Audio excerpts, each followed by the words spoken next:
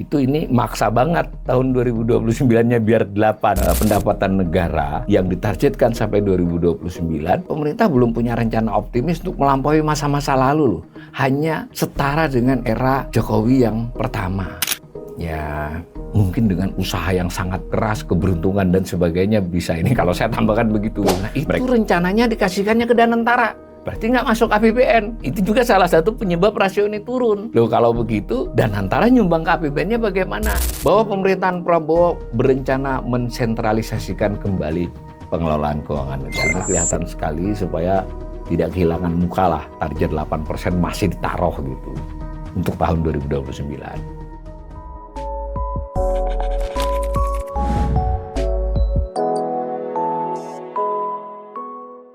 Salam cerdas, Ibu Bapak, saudara-saudara yang saya hormati. Sesi assessment atau analisis saya secara umum kali ini mengangkat satu topik, yaitu postur makrofiskal dalam dokumen KEM PPKF. Terselenggaranya rapat paripurna guna menyampaikan kerangka ekonomi makro dan pokok-pokok kebijakan fiskal atau disingkat KEM PPKF. Tahun 2026. Apa itu KEM PPKF? Itu adalah sebuah dokumen singkatan dari kerangka ekonomi makro dan pokok-pokok kebijakan fiskal. Sedangkan postur makro fiskal berarti bagian utama dari dokumen tersebut. Nah, ini adalah sebuah dokumen yang merupakan rancangan awal APBN. Jadi urut-urutannya itu ada draft, ada KEM PPKF, beberapa bulan kemudian menjadi RAPBN, rancangan APBN, lalu nanti ditetapkan menjadi APBN. Nah, dalam RAPBN dan APBN itu ada dokumen sebenarnya. Kalau APBN-nya kan merupakan angka-angka. Ya, dokumennya disebut nota keuangan. Nah, KEM PPKF ini adalah pranota keuangan. Nah, disampaikan oleh Menteri Keuangan kepada DPR untuk menjadi pembahasan awal ya jadinya dari APBN.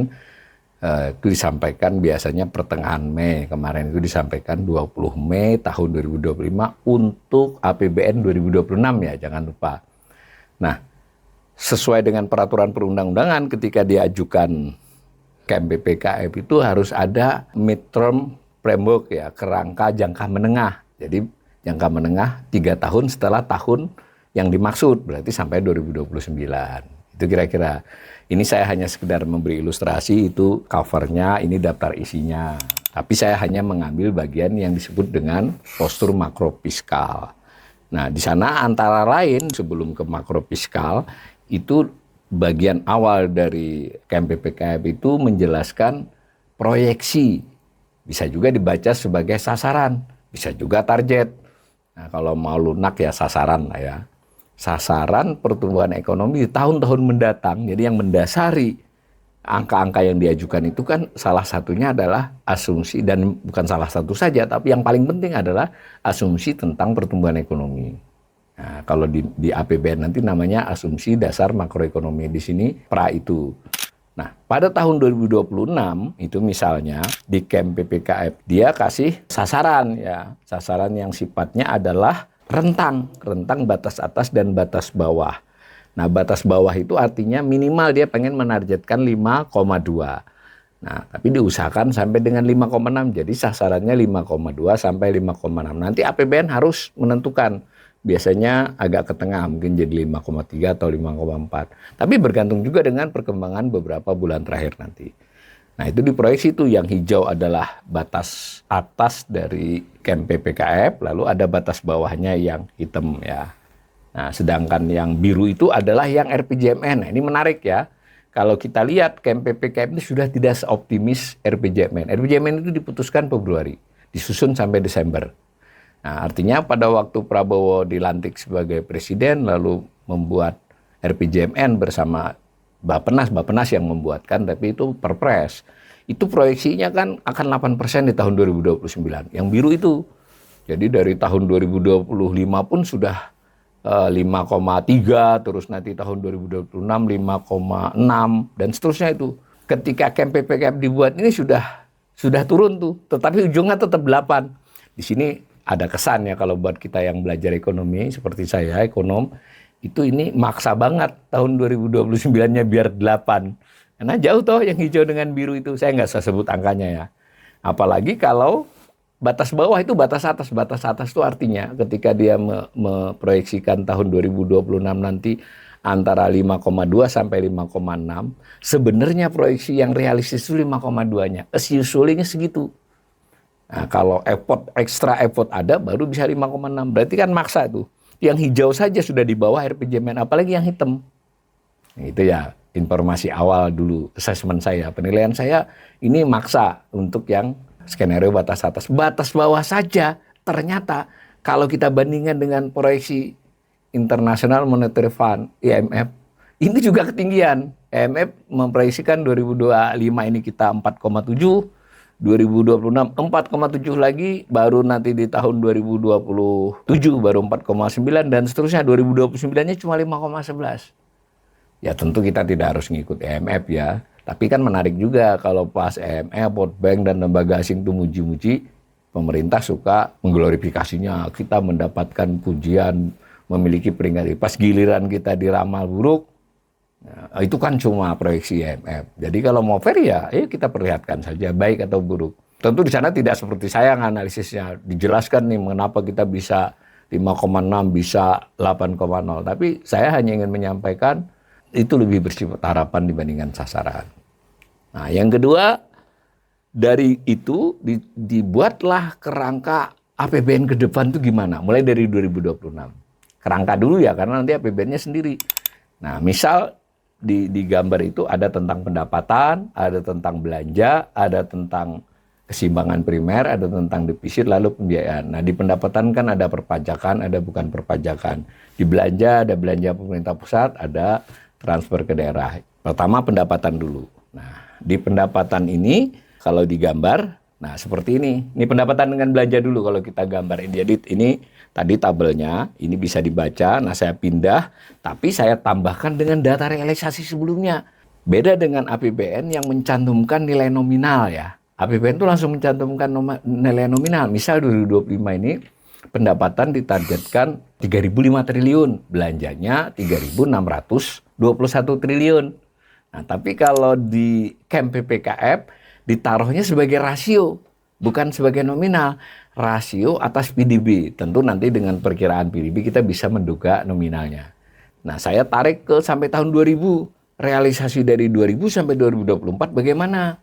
Lalu 2025 di APBN berapa? Lalu ke depannya sampai 2029 berapa? Nah, maka kita bisa melihat gambar ini. Bahwa sebenarnya pendapatan negara yang ditargetkan sampai 2029, sampai camp PPKF ini ditulis, pemerintah belum punya rencana optimis untuk melampaui masa-masa lalu loh.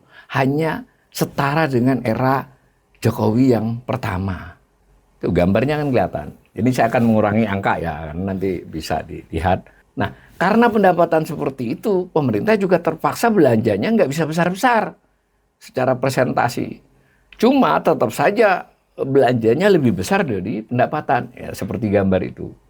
Jadi kalau mungkin di antara pemirsa yang bertanya-tanya, apakah efisiensi 2025 yang sekarang ini akan berlanjut di 2024? Berdasarkan gambar ini berlanjut. Karena pemerintah belum memiliki gambaran untuk meningkatkan pendapatannya, kira-kira begitu ya. Tapi di camp PPKM ini pemerintah membuat juga skenario, ya mungkin dengan usaha yang sangat keras, keberuntungan dan sebagainya bisa ini. Kalau saya tambahkan begitu, mereka menyebutnya skenario batas atas. Nah, saya gambar jadi begini nih, khusus pendapatan. Nah, kalau yang biru dari 2026, 27, 28, 29 itu kan camp PPKF, 2025 APBN. 2024 realisasi. Lihat itu di 2026 misalnya, 2025 yang sedang berjalan ini, target rasio pendapatan negara atas PDB itu 12,38%. Kalau yang di sebelum-sebelumnya itu, di masa lalu kita pernah di atas 15 itu. Sampai 18 itu di tahun 2008. Tapi kan turun, meskipun turunnya perlahan, terus landai. Covid menurunkannya jauh, kemudian bisa dinaikin lagi sedikit, tapi tetap landai. Di 12,5% kurang. Nah, apakah pemerintahan Prabowo akan menggenjotnya menjadi tinggi? Ya, kalau dilihat orange itu batas atas harapan tadi ya. Harapannya sampai 16,76% di 2029. Itu 2026 juga sedikit di atasnya. Tapi sedikit di atasnya 2026 itu juga masih rendah. Artinya nggak optimis mereka untuk 2026. Nah, bisa dilihat ya dari gambar ini bahwa kalau as usually biasanya dan hanya dengan effort yang ya sebutlah bekerja keras tapi dengan tidak ada perubahan paradigma ya biru itu. Kalau dengan macam-macam tadi reformasi perpajakan, Kortek berhasil, lalu pendapatan, karena ini pendapatan ya tidak hanya pajak, pendapatan sumber daya alam, pendapatan lain-lain, umpama dan antara nanti bisa mendorong perekonomian. Nah, itu maka terjadilah yang orange itu. Tapi kalau saya sebagai ekonom ingin mengatakan baca dokumen, saya baca ya 300 halaman dokumen itu, saya baca cepat, ya ini mah sifatnya harapan, keinginan, belum ada tanda-tanda apa langkah yang mesti dilakukan. Itu pendapatan. Nah, pendapatan itu kan terdiri dari dua, pendapatan perpajakan dengan pendapatan negara bukan pajak. Sama, 2005 sampai 2024 terrealisasi, yang saya kasih tanda merah itu adalah camp PPKM. Optimis pemerintah untuk di tahun 2029, ini jadi rasio kan, rasio perpajakan 15,01%. Kalau seluruh program prioritas, seluruh rencana dan lain sebagainya berjalan mulus itu kira-kira mencapai 15,01%. Kalau biasa-biasa saja 11,52%. 11,52% saja bukan persoalan mudah. Karena kita beberapa tahun ini stuck di 10,2 ya, itu kan kelihatan gambar birunya. Ya ini dilema ya, kalau pemerintah asal menaikkan pendapatan perpajakan, penerimaan perpajakan lalu menaikkan rasio, tetapi tidak tepat strateginya, itu bisa malah bumerang di tahun-tahun berikutnya. Karena kalau orang kebanyakan dipajaki, baik itu rakyat, itu akan mengurangi daya belinya. Kalau dia terlalu banyak over taxes itu kalau kepada perusahaan, maka perusahaannya akan kesulitan investasi. Itu bahayanya kalau orientasinya hanya peningkatan penerimaan perpajakan. Nah, karena sebenarnya penerimaan perpajakan itu antara lain juga dengan cara dunia usaha tumbuh kembang, pertumbuhan ekonomi lancar, kemudian juga masyarakat dengan pendapatan yang meningkat karena punya pekerjaan, belanjanya banyak, itu juga akan memberi kontribusi kepada pajak. Jadi di sini harus ya seni tapi seni yang berdasarkan ilmu. Saintis. Nah, itu yang kita masih sedikit meragukan ini belakangan ini kenapa topik-topik ini diangkat seolah-olah topik populis. Misal di kampanye sempat dikatakan mau tax ratio 23%, kebayang nggak tax ratio 23%? Nah, nanti di RPJMN sudah diturunkan lagi menjadi 16, ini turunkan lagi jadi 15. 15 itu juga masih harapan. Itu perpajakan. Nah, kemudian yang kedua, kan dari pendapatan negara tadi pajak dengan rasio penerimaan negara bukan pajak. Penerimaan negara bukan pajak itu penerimaan sumber daya alam, penerimaan BLU, penerimaan kementerian lembaga, penerimaan lainnya. Ada juga penerimaan bagian laba dari BUMN. Nah, separohnya kurang lebih itu adalah penerimaan sumber daya alam. Nah, apa yang menarik dari informasi camp PPKF? Camp PPF saya kasih batas garis merah tuh ya, yang sebelumnya realisasi dana APBN. Ternyata camp PPKF ini memproyeksikan PNBP yang jauh lebih rendah dari sebelumnya. Ini bukan hanya rasio, ini nominal pun akan turun. Karena turun rasionya signifikan, berarti itu secara nominal pun akan terjadi penurunan kalau dibandingkan dengan tahun-tahun sebelum camp PPKF, sebelum 2024 ke sana. Loh, kok bisa begitu ya? Nah, mungkin nah, kalau saya baca dokumennya itu, mereka lebih realistis memperkirakan harga komoditas, lebih realistis memperkirakan produksi komoditas kita, meskipun ada komoditas-komoditas baru yang primadona seperti nikel ya. Nah, yang menarik adalah sebetulnya tidak hanya di penerimaan SDA, ada penerimaan seperti DMO, kemudian PHT, itu yang dimasuk PNBP lainnya, itu juga terkait sumber daya alam. Jadi kalau dikaitkan dengan sumber daya alam, selain SDA, di dalam kelompok PNBP itu kira-kira mencapai 60-an, 65%. Ini yang netizen di YouTube saya ini sering ini, kita harusnya kan meningkatkan, kita ini kayak sumber daya alam, tapi kenapa kita banyak ngutang masih? Kalau dilihat gambar ini memang pemerintah ngandelinnya perpajakan, bukan penerimaan SDA ya, SDA dan pungutan-pungutan lainnya itu. Nah, di sini juga kunci. Ini kita boleh bertanya-tanya ini, mengapa tidak ini yang dioptimalkan pemerintah? Nah, tentu tadi alasannya sudah dibilang, khawatiran harga komoditas, kemudian juga stok daya alam itu, sumber daya alam kan ada ada pengurangan ya, yang kemungkinan nanti penggaliannya juga, produksinya juga terbatas. Kalau dijumlahkan PNBP dengan perpajakan, makanya tadi rasio pendapatan negaranya tidak seberapa kuat naiknya. Nah, tapi ini adalah menurut saya sebuah proyeksi yang ya ini sebenarnya DPR harus bertanya-tanya mengapa bisa turun seperti itu proyeksi PNBP. Nah, ada lagi yang dijelaskan di dokumen itu. Salah satunya adalah terkait dengan bagian laba BUMN. Sebelum ini bagian laba BUMN itu masuk ke dalam PNBP, berarti masuk dalam APBN kan? Nah, untuk tahun 2025 yang berjalan ini saja 90 triliun. Tahun kemarin 2024 85 kalau saya tidak salah, 85 atau 84 triliun. Sebelumnya 80 triliun. Nah, itu rencananya dikasihkannya ke Danantara. Berarti nggak masuk APBN.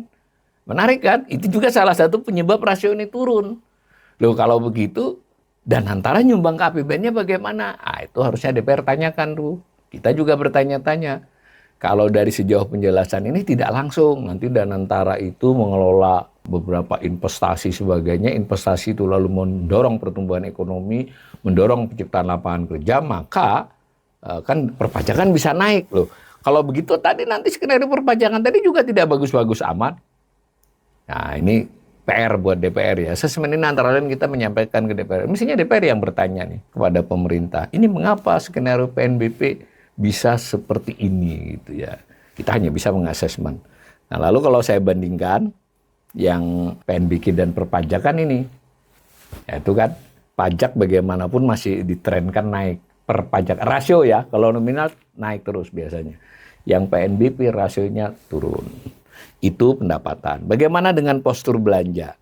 Nah, di sini ada rasio belanja, kemudian belanja terdiri dari belanja pemerintah pusat dan belanja ditransfer ke daerah, dua kelompok. Saya gambar langsung saja. Nah, kalau dilihat ini juga sama dinyatakan dalam rasio. Nah, belanja negara itu juga ada dua skenario ke depan dari 2026 sampai 2029. Namanya batas bawah. Kalau saya menyebutnya, tidak disebut begitu ya di dokumen. Saya tadi seperti di atas tadi menyebut ini adalah sebenarnya rasio realistis, rasio as usually. Tidak ada keajaiban, tidak ada extra effort. Effort tentu ada ya, bagaimanapun birokrasi harus bekerja. Kalau dari sisi pendapatan, aparat fiskus harus bekerja. Tapi sebagaimana biasanya lah bekerjanya. Itu biru, realistis. Nah, yang orange, yang target gede itu adalah kalau ada seluruh reformasi segala macam jalan. Nah, pertanyaannya kan ada program-program prioritas nih. Ada MBG, ada rumah rakyat 3 juta, ada Kopdes, ada sekolah rakyat, dan beberapa lagi. Itu kan nambah belanja. Meskipun beberapa bulan terakhir ini tidak pakai dana APBN. Ya agak sulit juga membayangkan program pemerintah tanpa dana APBN ya. Kalau di pidato kan bisa dilaksanakan ya sedikit banyak harus ada belanja. Berarti kan ngurangi belanja yang lain. Kecuali memang duitnya bertambah. Duitnya bertambah, belanjanya bertambah. Duitnya maksudnya pendapatannya. Tadi skenario yang awal pendapatannya juga tidak terbayangkan untuk meningkat pesat. Belanjanya juga terpaksa ditahan. Jadilah ini belanja negara. Berdasarkan gambar ini yang biru rasionya 2026, 2027, 2 tahun ke depan itu rasio belanja atas PDB turun. Bukan nominalnya ya, tapi itu artinya turun sebenarnya. Nominalnya mungkin hampir sama atau sedikit. Artinya kalau ada pemirsa yang bertanya, berdasarkan rancangan ini, efisiensi anggaran akan berlanjut tidak hanya 2026, bahkan 2027 menurut gambar biru. Kecuali yang terjadi yang orange, batas atas. Pemerintah tadi berhasil menaik pendapatan yang banyak, lalu dia bisa buat rencana belanja yang lebih heboh gitu ya, dapatnya orange itu. Nah, kira-kira gitu ya. Nah, makanya ini KMPPKF ini kan para APBN. Mestinya DPR akan lebih teliti untuk kali ini. Dan mestinya juga, sebenarnya saya pernah ya 1-2 kali diundang DPR, tapi kalau menurut saran saya DPR ya kalau perlu datangkan bersamaan tuh 3-4 pengamat ekonomi ya yang bisa mengkritisi ini untuk menjadi masukan kepada DPR, memberikan pembanding kepada pemerintah. Nah, itu belanja. Nah, lalu di antara belanja itu dibagi 2, belanja pemerintah pusat dan yang ditransfer ke daerah. Ditransfer ke daerah masuk APBD, provinsi ataupun kabupaten kota, di sana nanti ngeluarin. Nah, sama belanja pemerintah pusat ini polanya sama dengan total belanja negara. Jadi yang biru itu adalah as usually, batas bawah, yang orange adalah batas, ambisinya boleh juga tuh kan 16,37%. Nah, kita lihat nanti. Nah, yang menarik sama tadi dengan pendapatan, yang menarik transfer ke daerah. Jadi sudah sangat resmi ini, bukan lagi tegas ya, tegas, jelas dan resmi karena ini dokumen negara bahwa pemerintahan Prabowo berencana mensentralisasikan kembali pengelolaan keuangan negara. Jadi transfer ke daerah secara rasio direncanakan turun sampai 2029. Secara nominal mungkin stuck itu. Ya di tahun 2026, 25, 26 ini sudah lebih rendah, 900-an triliun. Jadi ini pilihan karena dia presiden ya berhak saja, tergantung DPR. Kalau ini nanti dipresentasikan berapa transfer ke daerah, berapa transfer pemerintah pusat, era Jokowi ini sudah menurunkannya hampir menyamai era awal reformasi, maka kalau skenario pemerintahan Polri berjalan, maka betul-betul akan persis sebelum adanya undang-undang otonomi daerah ya. Jadi jatah daerah itu nanti ya kembali ditentukan pusat saja. Padahal sekarang ini saja 2-3 tahun sejak Covid terutama, itu sekalipun transfer diberikan, tapi di tagging namanya, di tagging itu apa? Ini untuk ini loh. Nah, salah satunya ini yang sekarang kan Koperasi Desa Merah Putih. Nanti ambilin dari dana desa. Loh, dana desa itu ditransfer ke daerah. Mestinya kan diputuskan oleh desa, diputuskan dengan pengawasan kabupaten kota. Ini enggak. Ya ini nanti untuk ini lah. Kalau begitu, kenapa nggak ekstrim aja, nggak usah lagi aja ada transfer ke daerah, yuk belanja pemerintah pusat, tapi ada peruntukan untuk daerah. Kalau mau nyinyir ya, tapi saya kira tidak usah nyinyir lah. Ini saja menunjukkan bahwa betul-betul pemerintahan Prabowo ingin sentralisasi kembali keuangan negara. Beberapa komentator di YouTube saya, wah tapi di daerah juga banyak raja-raja, banyak koruptor. Pertanyaannya lebih sederhana. Emang kalau dipusatkan nggak ada koruptornya? Jadi kalau untuk mengatasi korupsi penyalahgunaan itu bukan soal pusat atau daerah, dua-duanya berpotensi. Bagaimana tata kelola dan bagaimana pengawasannya. Jadi nggak bisa jadi argumen karena daerah banyak raja-raja yang raja-raja daerah, maka nggak dikurangi aja transfer ke daerah. Itu tidak tepat. Sama dengan beberapa kali Kementerian Keuangan menurut saya tidak tepat ketika itu transfer ke daerah itu harus dikurangi karena banyak daerah yang tidak bisa menghabiskan. Nanti dulu kabupaten kota itu 540-an ya dengan provinsi. Yang mana yang kelebihan? Kalau saya teliti 450-nya kekurangan. Paling hanya 50 yang mencukupi atau ada beberapa yang kelebihan. Yang kekurangan itu nggak mungkin punya sisa, malah ngutang gitu kan. Ini argumen yang juga tidak tepat. Maaf, ini tadi belanja pemerintah pusatnya, lalu ini transfer ke daerahnya, lalu akibat pendapatan dan belanja seperti itu timbullah defisit. Pemerintah mengatakan defisit akan dikendalikan. Dari gambar ini benar, dikendalikan maksudnya adalah rasio atas PDB-nya. Dan kalau gambarnya menaik itu sedikit. Jadi selama 5 tahun ke depan pemerintah berencana defisit itu di kisaran 2,4% dari PDB. Sasaran loh. Jadi tidak seperti misalnya zaman SBY itu hanya 1,19%. Jadi memang rencananya defisitnya besar. Padahal tadi belanjanya sudah cukup direm loh. Ini menarik ya. Belanjanya itu sudah coba dikendalikan. Tapi karena pendapatannya juga tidak bisa tinggi. Bukan tidak bisa ya. Berarti kan tidak optimis untuk dapat tinggi itu. Karena lihat perpajakan sudah begini, PNBP begini. Meskipun tadi ada skenario seandainya reformasi struktural terjadi, maka tadi garis orange yang akan terjadi. Nah kalau garis orange ini berarti jadinya defisitnya lebih rendah. Ya kan? Karena tadi target pendapatan belanja. Tapi sejauh di dokumen ini menurut saya pemerintah ya masih menganggap kita akan defisit cukup lebar di tahun-tahun mendatang. Nah, akibat defisit yang lebar itu utang kan. Nah, kalau utangnya bertambah ya rasio utang atas PDB-nya pun terpengaruh. Nah, maka pemerintah mengatakan dalam KMPPKM ini sebetulnya yang dikendalikan bukan jumlah utangnya, tapi rasionya saja yang dikendalikan. Dikendalikan agar tidak melampaui dari 40%. Jadi seolah-olah 40% itu batas psikologis. Nah, batas amannya 60% menurut pemerintah. Kalau menurut saya enggak, 60% itu bukan batas aman, batas yang tidak boleh dilampaui oleh undang-undang.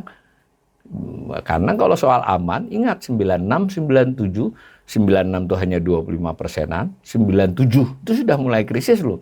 Hanya kurang dari 40, sekitar 37, 38%. Baru di atas 60% itu 19, 98 setelah krisis. Artinya 60 itu kan bukan batas aman.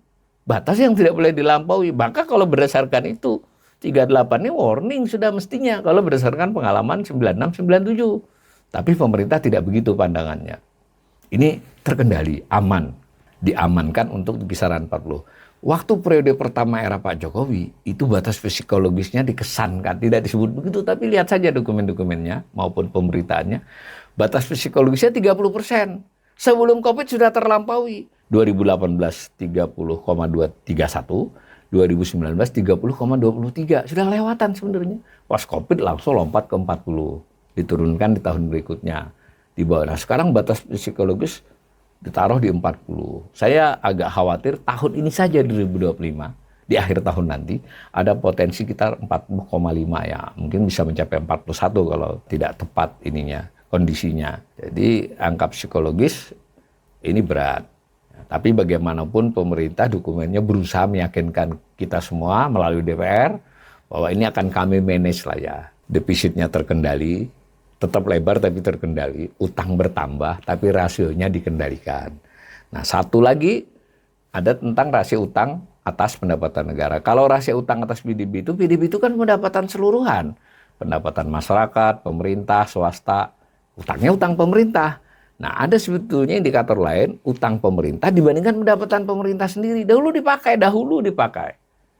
Sejak 2017-18 hampir tidak pernah dikemukakan pemerintah. Di buku teks, di jurnal, di analisis masih dipakai. Saya berulang kali di kanal ini. BPK juga pernah pakai tapi tidak viral. Bahwa harus diukur juga rasio utang atas pendapatan negara. Sekarang ini posisi saya bicara ini 2024 kemarin, jumlah utang itu 3 kali lipat dibandingkan jumlah pendapatan, 309%.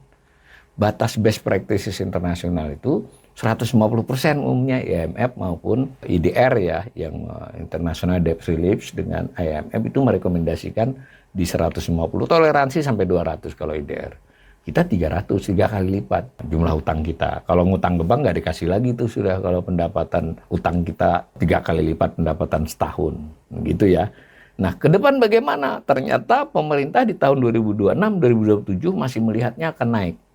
Nah, 2026 terutama naik, 2027 turun sedikit tapi tidak kembali, 2028 baru nanti di tahun 2029 akan 300%. Jadi nggak ada plan untuk ke arah lama ketika Jokowi memulai itu 168%.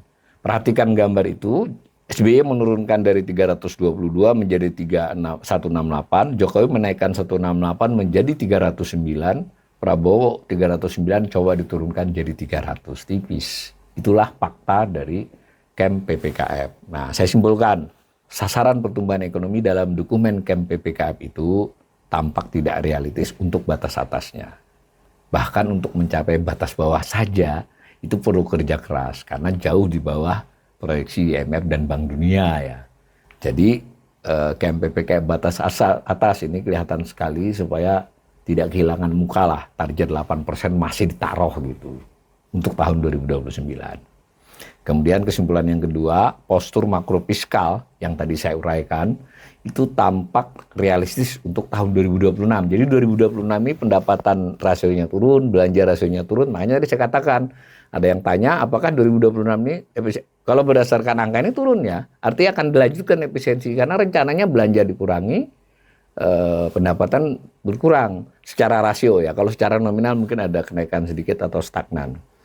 Cukup realistis, terutama batas bawahnya. Tapi untuk tahun ke atas, 27, 28, 29, itu hanya realistis untuk batas bawahnya. Batas atasnya itu harapan. Ya bisa harapan ini diwujudkan kalau selama 2 tahun ini Kortek sukses, pemerintah bisa mengurangi kebocoran, seluruh program-program prioritas menghasilkan, bukan hanya mengeluarkan. Nah itu susahnya, MBG itu mengeluarkan, menghasilkannya ya tipis kan. Perumahan rakyat, ya apakah nanti bersifat menghasilkan karena pertumbuhan ekonomi terdorong. Nah itu pertanyaannya, kalau di analisis ini seolah-olah batas atasnya kalau ini sukses semua dia terdorong pertumbuhan ekonomi, terdoronglah pendapatan negara. Tapi saya termasuk ekonomi yang skeptis itu bukan berarti pesimis ya. Ya menanyakan ini bagaimana sih penjelasan teknokratisnya, bukan pidatonya. Argumen nalarnya kan kalau orang mau ngelompat menempuh jarak 1 kilo itu dengan kecepatan berapa, naik apa, jalan kaki, lari, atau naik sepeda, atau naik motor, kira-kira gitu loh. Nah ini nggak kelihatan. Jadi pokoknya saya harus sampai dari Jakarta ke Surabaya 3 jam gitu. Tapi nggak tahu, pesawat nggak ada misalnya. Nah, yang terakhir, defisit pun direncanakan masih lebar. Akibatnya risiko utang pemerintah atas PDB pun tidak ditargetkan turun, apalagi rasio utang atas pendapatan negara. Demikian asesmen saya atas angka-angka pokok, rasio-rasio pokok di camp PPKM. Mudah-mudahan di asesmen berikutnya saya akan coba telisik belanja kementerian, kemudian juga pendapatan secara lebih rinci. Tapi mudah-mudahan asesmen umum ini bisa menjadi informasi buat ibu bapak, saudara-saudara, untuk kita semua bersama-sama ikut mempedulikan bagaimana negara ini dikelola. Dan lebih khusus lagi kita berharap DPR itu melakukan pembahasan yang lebih serius, yang lebih kritis, karena ini menyangkut kepentingan kita tidak hanya tahun ini, tapi tahun-tahun mendatang dan pada akhirnya seluruh rakyat Indonesia lintas generasi.